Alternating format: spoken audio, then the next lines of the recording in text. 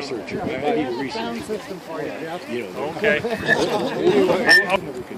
All right, this is the Long John project. So total acres, 304. Most of that was mechanized thinning. We had a 17-acre unit further south that was primarily aspen, where we cut the conifers out of it manually with chainsaws. So some of the differences within the mechanized thin area in terms of species comp, you can see it's pine dominated in front of us.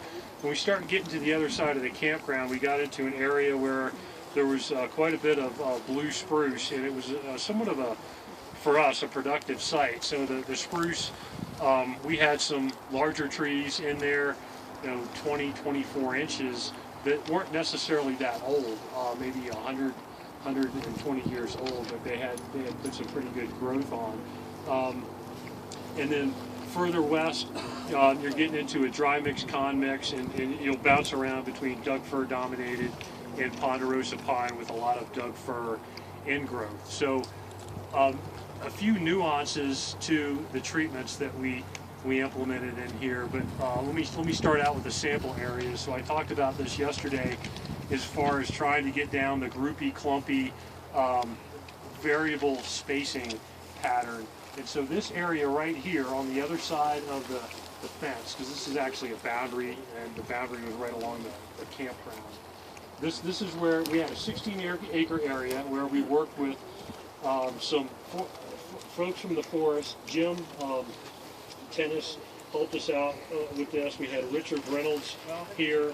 He gave a presentation on this, the type of structure that we're trying to create yesterday. So we were working with Richard Reynolds to try to come up with a demo area for both the crew and the operator. Now, one limitation that we had with this NEPA, we couldn't really install large openings. We could go up to, a quarter acre, something like that, but operationally, for all intents and purposes, it's not really much of an opening. So we were targeting in the mechanized area, we were just operating in one residual density range, because even some of the Douglas fir areas, there was enough pine in there, we thought we could convert some of those over to pine. So it was a 40 to 60 square foot basal area range. When all was said and done, we averaged about, I think it was 52. In this area, and we were testing this out as we were doing the sample marking, we were walking through with the prism, trying to check on the overall basal area and then make sure the basal area was bouncing around on us, because that's another good indicator that's pretty easy to convey to folks. We can shoot for 40 square feet of basal area in an area like this, but at the plot level, we want it jumping around between, say, 0 up to 100, maybe a little bit greater. And that should be a gauge as far as how well you're doing trying to vary the spacing.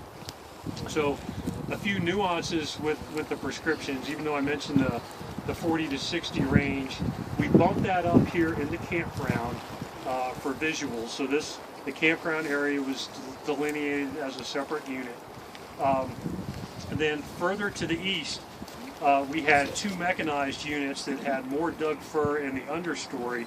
So in addition to the mechanized treatment, where we were treating saw timber and non-saw full-size material, we also treated the biomass. Anything less than 5 inches DBH down to 1 inch DBH with the contractor. We did not do a biomass treatment in the general area that we're standing in. And then the last treatment, we followed up with our fuels crew, and they did some spot timber stand improvement work targeting the understory. And the piles that, when we drove in right by the gate, there were some hand piles there. That was from our fuels crew. So the big ticket item here that I really wanted to hit on was the ongoing theme, the experimentation with trying to achieve some of the objectives that we're working with these days, more variability, heterogeneity that we're plugging into the Colorado Front Range Restoration Project, and how do we do that efficiently? So this demo area was one way to do it, and then once we had this set up, the marking crew, they had already started marking this project when we had installed this demo area, and they continued marking the rest of the project after we set these up. And I think it was a good way to try to show the contractor what we're looking for as well. So, Jim, I've asked Jim Tennis to talk about some of the marking considerations when we were down here setting up the demo area. So, Jim? Yeah, so what we were trying to do is kind of identify what we thought to be clumps of trees or groups of trees of typically 2 to maybe 10 or 15 trees that would be where the crowns were interspersed and interlocking, I should say. And then, so we have individual trees. So when you look out across there, you're going to see some of the, we would pick a tree and try to then clear around that tree if there weren't trees of a similar age and composition. And so the highlights, so you see a couple of individual trees that are highlighted out there. And then occasionally we would try to find where there were, well then more than occasionally, we would usually try to find patches of 4 or 5 or 10 trees. So this smaller patch to the, it's a bigger patch, but smaller trees to the right, we're trying to get different age class distribution across there. So we didn't have very much of this younger, say 50-year-old, 50, 60-year-old tree age stuff. We had a lot of 100-year-old, 120-year-old stuff, and a fair amount of actually 150, 160-year-old stuff. So we kind of trying to keep a lot of that older, this stuff that's kind of got more of the yellow, orangish bark on it. And we also then tried to keep some of these younger ones that were for patches. And then in between that, we were trying to just open it up and scatter to hit that average of 40 to 60 square feet of basal area. So when we did that, you know, we had a lot of discussion about, well, should we leave that tree, take that tree, and I think we came out okay. And I know we can always debate, but you can, when you look back through there, there's a couple of trees looking straight across. You can see black marks on. Those were trees that were originally planned to be cut, and we designated those to be retained. And then there's a whole bunch of trees that are now no longer there that were originally going to be left, that so it's looking more like a traditional thinning, and we took those out to create a little bit more of this individual tree, clumps of trees, and interspatial area.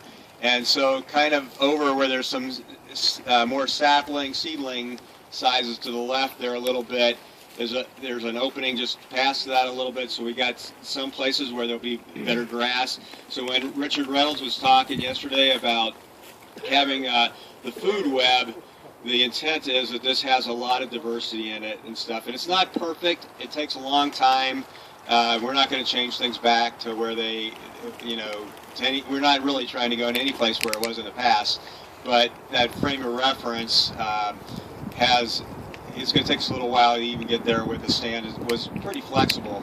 We get other places where we don't have that opportunity. But what we don't want to do is go to a straight 20-foot spacing or something like that. So traditionally we would have thinned out this little patch here probably and just left a couple of trees there, and not had the ones just over here. There's 3 trees that are kind of together right just on the other side of the fence. We would have probably taken 2 of those out and left one of them. So the intent really was to try to focus on having trees be a little bit more grouped together and having a little bit more variety than what we were doing traditionally. So when I worked in this forest, it's been a little while ago now, I guess, at 99 and 2002, when we were doing variable spacing, we were thinking that it was more the traditional way of thinking about it. Well, instead of being every 20 feet, we were thinking every 15 to 25 feet or something like that. And so this is really an intentional trying to look for patches that are of similar age, similar species. Here the species isn't a big deal because it's all ponderosa pine, but if you get into other areas, so I was up on a place on the Arapahoe Roosevelt, and they had Douglas fir growing up with the ponderosa pine, and they were different cohorts. So we're trying to look for these like little mini even age patches that's together, combined together, become an uneven age stand. So that's what we're really trying to do. Where some of these patches that we're going to create will provide opportunities for regeneration to come in and become a new cohort for the future stand.